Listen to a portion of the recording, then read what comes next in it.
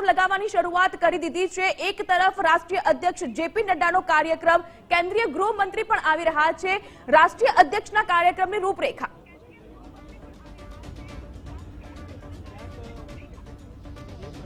આજે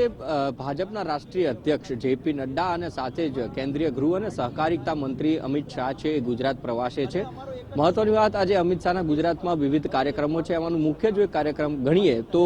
પહેલી વખત કદાચ એવું બનવા જઈ રહ્યું છે જાગૃતિ કે ચૂંટણીની જાહેરાત થાય એ પહેલા જ મધ્યસ્થ કાર્યાલયના ઉદ્ઘાટન છે આજે થવા જઈ રહ્યા છે। ગુજરાતની 26 લોકસભા બેઠકો ઉપર આજે એક સાથે 26 લોકસભા મત વિસ્તારના જે કાર્યાલય છે તેના ઉદ્ઘાટન થવાના છે। તેમાં મુખ્ય કાર્યાલય કહી શકાય કે ગાંધીનગર લોકસભાનું જે મુખ્ય કાર્યાલય, જેમાંથી લોકસભાના જે અમિતભાઈ શાહ છે તે જલસા પાર્ટી પ્લોટ ખાતે આવેલું જે કાર્યાલય છે તેનું ઉદ્ઘાટન કરવાના છે। લગભગ 11:30ની આસપાસ તેઓ અહીંયા રહેવાના છે અને કાર્યાલયની આ જે કાર્યાલય આપ જોઈ શકો છો તેનું ઉદ્ઘાટન છે એ તેઓ અહીંયા આગળ કરવાના છે, જેમાં રાષ્ટ્રીય અધ્યક્ષ જેપી નડ્ડા, રાજ્યના મુખ્યમંત્રી ભૂપેન્દ્રભાઈ પટેલ, CR પાટીલ જે ભાજપ અધ્યક્ષ છે તેઓ પણ હાજર રહેવાના છે અને ગાંધીનગર લોકસભાના મધ્યસ્થ કાર્યાલય જે દલિત દીકરી છે એના હસ્તે કળશ મૂકી અને ઉદ્ઘાટન છે એ કરવામાં આવશે। એટલે મહત્વનું કહી શકાય કે ચૂંટણી પહેલા છે એ કાર્યાલયોના ઉદ્ઘાટન થઈ રહ્યા છે। ગઈકાલે રામ પ્રાણ પ્રતિષ્ઠા અને આથી જ ભાજપ છે એક્શન મોડમાં આવી ગઈ છે, એડી જોટીનું જોર છે એ લગાવી રહ્યું છે। આ બાજુ આપ જે પ્રતિમાઓ બનાવવામાં આવી છે એ પણ બતાવવા માંગીશ જાગૃતિ કે અમિત શાહ છે અને નરેન્દ્ર મોદી છે તેમની જે પ્રતિમાઓ છે, તેમના જે સ્ટેચ્યુ છે એ બનાવવામાં આવ્યા છે અને આખા જ કાર્યાલયની અંદર અલગ અલગ જે યોજનાઓ છે તે પણ મૂકવામાં આવી છે। એટલે નેતૃત્વ હાજર રહેવાનું છે અને એમ કહી શકાય કે રણટંકાર અને શંખનાદ છે એ પાર્ટી થકી કરવામાં આવ્યો છે અને આ જે કાર્યાલયો છે એક સાથે વર્ચ્યુઅલી અમિતભાઈ શાહ છે એ કરવાના છે અને 26 કાર્યાલયોનું વર્ચ્યુઅલી ઉદ્ઘાટન છે એવું કરવાના છે। અને આ બાજુના જે દ્રશ્યો છે એ પણ આપણે બતાવીશું કે આખું જે ગેલેરી બનાવવામાં આવી છે જેમાં ભારતીય જનતા પાર્ટીને ખાસ કરી ગાંધીનગર લોકસભાની અંદર જે કામ કરવામાં આવ્યા છે કેન્દ્રીય મંત્રી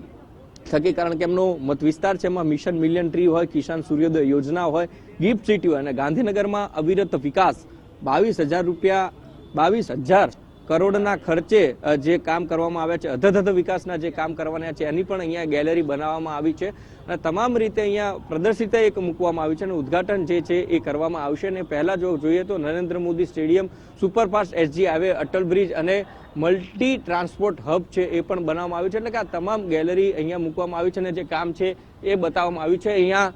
જોઈ શકાય છે કે કેસી પટેલ આપણી સાથે છે, તેમની સાથે વાત કરીએ આપણે। પટેલ સાહેબ, ખાસ કરીને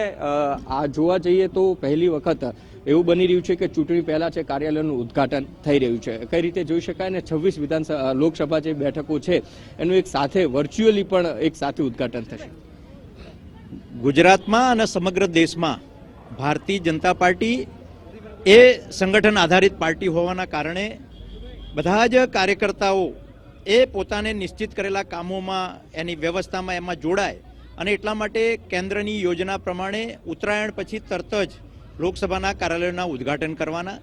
અને એના અનુસંધાનમાં ગુજરાત પ્રદેશે જે યોજના બનાવી છે તો આજે 26 કાર્યાલયનું ઉદ્ઘાટન એ બધા જ એક જ સમયે આજે થવાના છે। ત્યારે કેન્દ્રમાંથી અમારા રાષ્ટ્રીય અધ્યક્ષ માન્ય જગત પ્રકાશ નડ્ડાજી એ આજે ગુજરાત આવવાના છે, ગાંધીનગર મધ્યસ્થ કાર્યાલયનું ઉદ્ઘાટન કરશે, સાથે સંગઠનમાંથી પાટીલ સાહેબ, સરકારમાંથી માન્ય મુખ્યમંત્રી ભૂપેન્દ્રભાઈ અને પાર્ટીના મહાનુભાવો ઉપસ્થિત રહીને અહીંયા જે આ કાર્યાલયનું ઉદ્ઘાટન કર્યા પછી અહીંયાથી એક વર્ચ્યુઅલ સભા પણ કરશે અને 26 લોકસભા સ્થાનો ઉપર કાર્યાલયનું ઉદ્ઘાટન થશે અને ત્યાં બધા જ લોકોને સાંભળી અને એમને માર્ગદર્શન મળવાનું છે। પટેલ સાહેબ, એવું માની શકાય કે ચૂંટણી જાહેરાત થાય છે પહેલા ઉદ્ઘાટન થઈ રહ્યું છે એટલે કે નરેન્દ્ર મોદી સાહેબ અને ભારતીય જનતા પાર્ટી કોઈ પણ નામ જાહેર કરે તો એ લોકસભામાં જીતીને આમે ભારતીય જનતા પાર્ટી એ સંગઠન અને કાર્યકર્તાઓના આધાર ઉપર કામ કરવાવાળી પાર્ટી છે। આજે વિશ્વનું નેતૃત્વ માન્ય નરેન્દ્રભાઈ, ફિર એક બાર મોદી સરકાર, ફરી એકવાર મોદી સરકાર, એટલે માન્ય નરેન્દ્રભાઈએ જે 10 વર્ષમાં કામો કર્યા છે એ પ્રત્યેક ગરીબમાં ગરીબ માણસથી લઈને બધા જ ક્ષેત્રોમાં કોઈ એવું ક્ષેત્ર નથી કે જેમાં વિકાસ અને જરૂરિયાતમંદોને, હમણાં વિકસિત ભારત યાત્રા પ્રત્યેક ગામમાં જ્યાં જ્યાં ગઈ ત્યાં કોઈ પણ લાભાર્થી જેને મળવા પાત્ર લાભ છે એ લાભ એને મળી રહે એના માટેની પણ ચિંતા કરી છે। આવા અનેક જે લાભાર્થીઓ છે એવા બધા જ લોકોના કામો માટે, એમના સંપર્ક માટે, એમને મળવાનું, પાર્ટીના પણ અનેક કાર્યક્રમો નક્કી થયા છે. તો આ લોકસભાનું એક કાર્યાલય નક્કી થઈ જાય તો લોકસભા મત વિસ્તારના જે 7 વિધાનસભા આવતી હોય છે એ 7 વિધાનસભાના બધા જ કાર્યકર્તાઓ એ પોતાને જે પ્લાનિંગ છે આના પછી અમે તરત જ